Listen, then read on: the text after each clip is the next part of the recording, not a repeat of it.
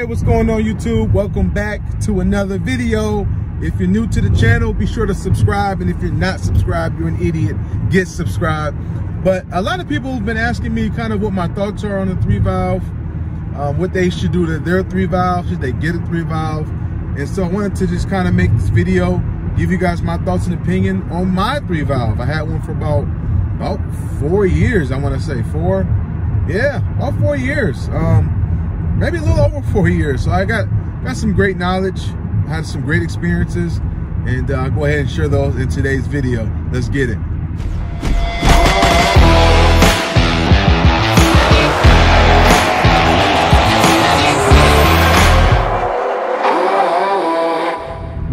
All right, so the 3-valve, the all-hated 3-valve.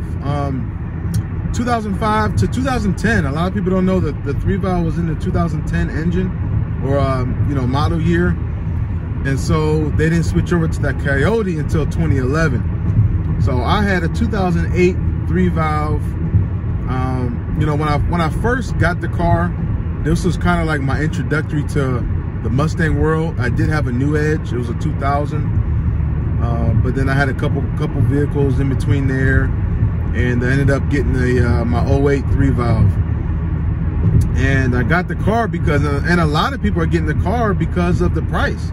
And that's one of the main reasons why I got the car, because the Coyotes at the time were mid to high 20s. Because you got to think they're only, I got mine in 2016. So the oldest, Coyote was only 4 or 5 years old. So they were still asking, mid 20s to high 20s. I didn't want to pay that at the time. So I found my 3-valve already cammed, already had 410s, aftermarket wheels on it. I'm trying to think what else it had. Had long tubes, had coder intake. Found mine for 15,000, had 58,000 miles on it. So I thought that was pretty good price back then. So I ended up, picking that up for 15,000. And had some great success with it. So I know I wanted to boost the car, and I was going back and forth, supercharger, turbo, supercharger, and I ended up deciding on a turbocharger. Well, that was the plan anyway. So my dude Izzy, he was like, Mars, just grab the turbo kit, slap it on there, and make adjustments as you go. And I'm like, no, I wanna build around the turbo, so that way when I get it, everything will be supported. Everything will be, up to snuff, and nothing will break. Well, in doing that, I pretty much I did a full bolt-on build on a 3-valve, which is a no-no, unless you love the car and you're going to keep it for a long time.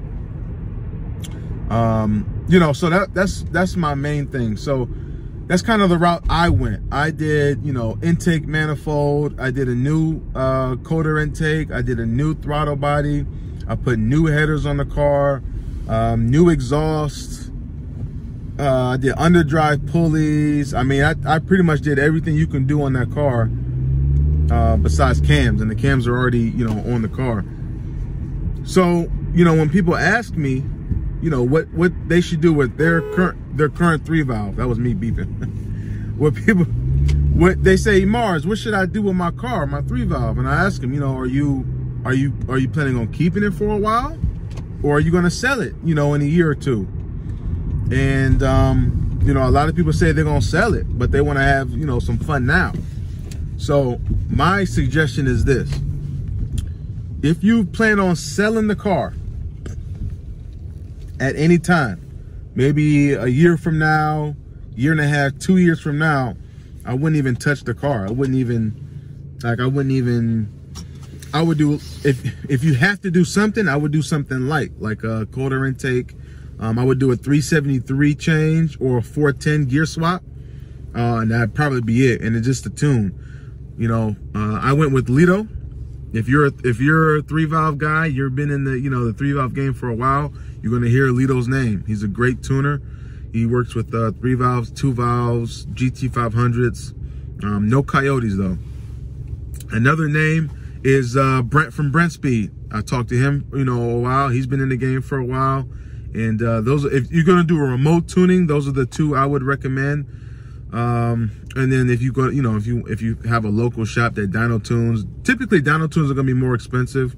I just lean toward the remote tune just because of the price and the name. So, but yeah, if you're gonna sell it, I wouldn't even worry about it. Do something light. Get a JLT Series 3 coder intake, and you know, some 410 gears or some 373s that's really gonna wake it up.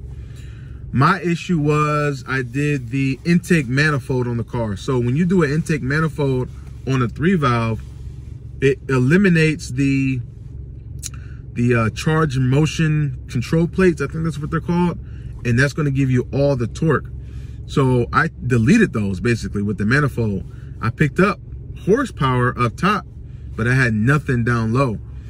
And it was a fun car for rolls, but it didn't have that torque that it had before because I deleted those. So I kind of essentially made the car slower at the track, a little bit faster on the roll racing. But yeah, I mean, I spent so much money.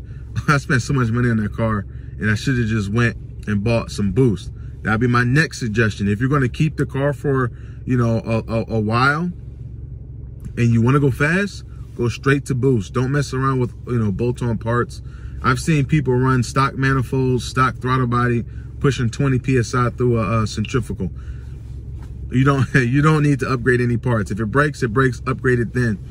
But yeah, you can get a centrifugal kit for like $3,500, $4 grand.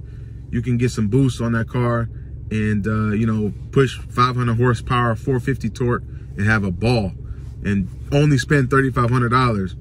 I mean, I've spent $1,200 on a brand new, a little bit more than $1,200 on a brand new throttle body, Ford Racing throttle body, and a Ford Racing, what did I get? Ford Racing intake manifold. Those are like $600 a piece. That's $1,200.